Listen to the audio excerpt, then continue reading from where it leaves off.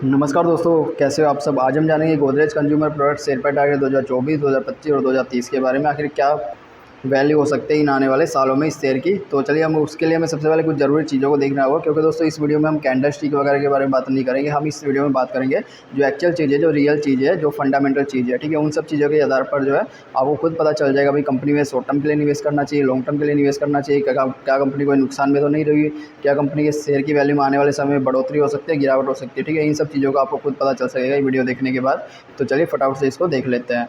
तो दोस्तों देखिए, सबसे पहले हम कंपनी की प्रोफाइल यहाँ पे देख लेते हैं। कंपनी यहाँ पे जनरल चीज़ें दी हुई है। अगर इसमें इंपॉर्टेंट चीज़ को देखें तो भाई कंपनी की मार्केट की वैल्यू 1,34,025 करोड़ की रही हुई है और कंपनी लार्ज कैप पे काम कर रही है। और कंपनी जो है FMCG में काम करती है, पर्सनल प्रोडक्ट्स में, ठीक है। अभी हम आगे देखेंगे कौन कौन से प्रोडक्ट्स है। इसके अलावा कंपनी की वेबसाइट आप यहाँ पे देख सकते हो। तो दोस्तों कंपनी के द्वारा मुख्य रूप से जो है दो कैटेगरी में काम किया जाता है, एक तो होम केयर हो गया, एक पर्सनल केयर हो गया। और अगर होम केयर में देखें तो कंपनी के द्वारा जैसे हाउस होल्ड इंसेक्टिसाइड्स हो गए, ठीक है, एयर केयर हो गया और फैब्रिक केयर हो गया, होम हाइजीनिक की प्रोडक्ट्स को बनाती है। और पर्सनल केयर में company personal wash and hygiene हो गया, हेयर कलर हो गया, premium beauty and personal products का उत्पादन कर रही है।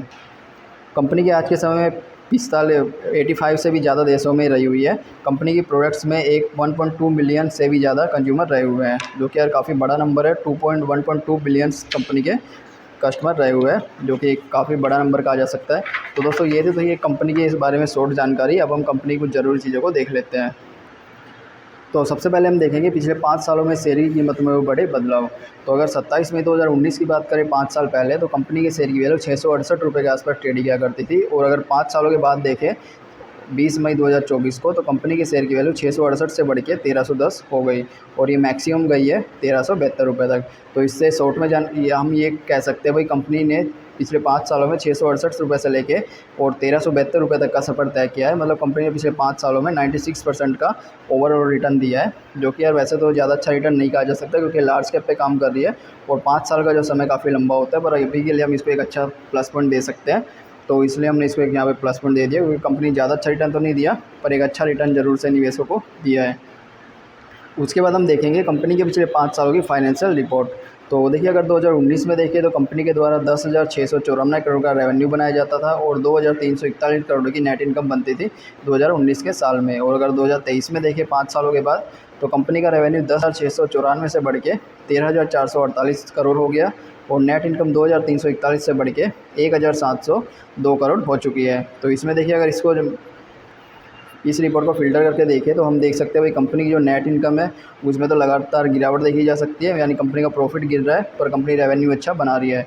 तो इससे हम कह सकते हैं भाई कंपनी का क्या तो मार्जिन कम होते जा रहा है प्रोडक्ट्स में, या हो सकता है कंपनी में कोई बड़े एक्सपेंस हो रहे हो, ठीक है। इसलिए कंपनी का ये नेट जो प्रॉफिट है वो लगातार गिरता हुआ देखा जा सकता है। पर अगर हम कंपनी की नेट इनकम को देखें, रेवेन्यू को, तो रेवेन्यू लगातार बढ़ता हुआ देखा जा सकता है। इसलिए ओवरऑल चीज़ को हम इसको प्लस पॉइंट दे सकते हैं, जिसका कारण है कि भाई कंपनी रेवेन्यू तो अच्छा बना ही रही है, पर नेट इनकम तो अक्सर बड़ी कंपनी में ऊपर नीचे होती रहती है। इसलिए हम रेवेन्यू पर फोकस करते हुए इसको एक प्लस पॉइंट दे सकते हैं। तो इसको हमने एक प्लस पॉइंट और दे दिया है। उसके बाद हम देखेंगे कंपनी की संपत्ति में होने वाले फेरफार। तो दोस्तों अगर 2019 में देखें तो कंपनी के पास 14,093 करोड़ की संपत्ति हुआ करती थी और अगर 2023 में देखें तो कंपनी की संपत्ति 14,000 से बढ़ के 17,000 हो चुकी है, जो कि इसमें काफ़ी अच्छी बढ़ोतरी देखने मिली है, जो कि ये भी एक प्लस पॉइंट है। जिसका कारण है कि भाई अगर कंपनी की संपत्ति बढ़ रही है तो इससे कंपनी के रेवेन्यू सोर्स भी बढ़ सकेंगे। तो ये भी निवेशकों के लिए एक अच्छा संकेत है। इसको भी हमने एक प्लस पॉइंट दे दिया है। अब हम ये देखेंगे कि भाई कंपनी डिविडेंड दे रही है या नहीं, क्योंकि अगर कंपनी अपनी संपत्ति में भी निवेश कर रही है, कंपनी लगातार अच्छा प्रॉफिट भी बना रही है, तो क्या इसका फ़ायदा निवेशकों को मिल पा रहा है। तो देखिए कंपनी के द्वारा दिए गए डिविडेंड को देखें तो कंपनी 2024 में डिविडेंड दिया, 23 में दिया, 20 में, 19 में और 19 में 2 बार डिविडेंड दिया। तो कंपनी लगातार अपने निवेशकों को डिविडेंड दे रही है और दिए गए डिविडेंड की वैल्यू भी आप देख सकते हो। और देखिए कंपनी 2024 में कितना अच्छा डिविडेंड दिया, 10 रुपीज़ पर शेयर के हिसाब से, जो कि एक अच्छा संकेत है। क्योंकि दोस्तों अगर कंपनी लगातार अच्छा डिविडेंड दे रही है तो ये कंपनी के ज़्यादा प्रॉफिटेबल होने की ओर भी संकेत करते हैं। तो इसलिए हमने इसको एक प्लस पॉइंट दे दिया है। अब हम देखेंगे कंपनी का शेयर होल्डिंग पैटर्न, जिससे हमें पता चलेगा कंपनी में कौन कौन से इन्वेस्टर रहे हुए हैं। तो सबसे पहला था टोटल प्रमोटर होल्डिंग, यानी कंपनी के द्वारा की गई होल्डिंग। कंपनी ने अपने शेयर की 63% की होल्डिंग की गई है। इस होल्डिंग में से कंपनी ने किसी भी प्रकार से बैंक में गिरवी नहीं रखे गए, पूरी तरह से शेयर कंपनी, जो कि एक म्यूचुअल फंड के द्वारा 5.56% की होल्डिंग है, अच्छा संकेत है।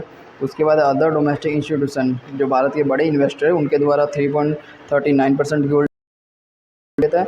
विदेशी इन्वेस्टर इसमें देखिए 42.56% की होल्डिंग रखे हुए हैं, जो कि रिटेल इन्वेस्टर्स में 5% की होल्डिंग। जैसा कि हम जानते हैं अगर रिटेल इन्वेस्टर इसमें कम मात्रा में होते हैं तो अच्छा माना जाता है, तो ये भी एक अच्छा संकेत है। तो दोस्तों अगर ओवरऑल शेयर होल्डिंग पैटर्न को देखें तो काफ़ी अच्छा देखा गया है, क्योंकि इसमें बड़े इन्वेस्टर काफ़ी अच्छी मात्रा में ठहरे हुए हैं, तो इसको भी हम एक प्लस पॉइंट दे सकते हैं। तो हमने रिपोर्ट को तो पूरा देख लिया, अब इन दोनों को प्लस पॉइंट और माइनस पॉइंट को अगर कंपेयर करते तो इसमें हमें 5 प्लस पॉइंट देखने मिले और एक भी माइनस पॉइंट देखने नहीं मिला, जो कि निवेशकों के। इसके अलावा जैसे जैसे हमें नई अपडेट मिलती रहेगी हम आपके साथ भी ये शेयर करते रहेंगे। इसे चैनल को सब्सक्राइब कर ले, वीडियो को लाइक करें। तो चलिए मिलते हैं नेक्स्ट वीडियो में।